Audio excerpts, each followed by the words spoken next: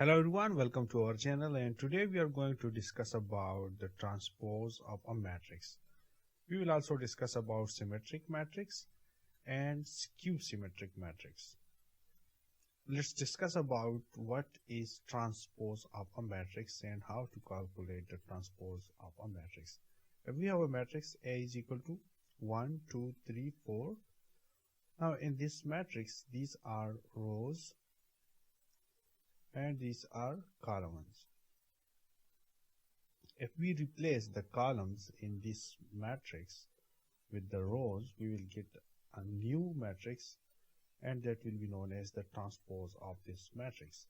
Now let's replace this first column with first row. So we will write this is 1, 2, so we will write 1 and 2.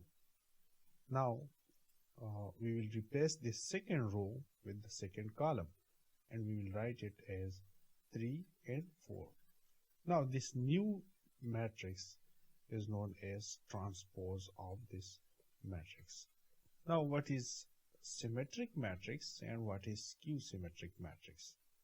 For example, we have a matrix A is equal to 1, 2, 2, 4, and we find the transpose of this matrix, A transpose, and matrix A is equal to transpose of matrix A, then we will say that this matrix is symmetric matrix.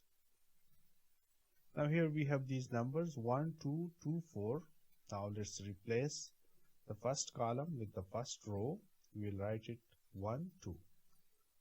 Now we will replace this second row with the second column. We will have 2. This 2 will go here, and this 4 will stay here.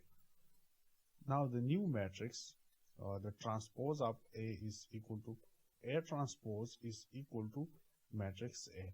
So this is a symmetric matrix. Now what is skew symmetric matrix? If we have matrix B is equal to 0, 3, minus 3, 0, and we transpose of this matrix, the transpose of this matrix will be 0, 3. We will write it as 0, 3.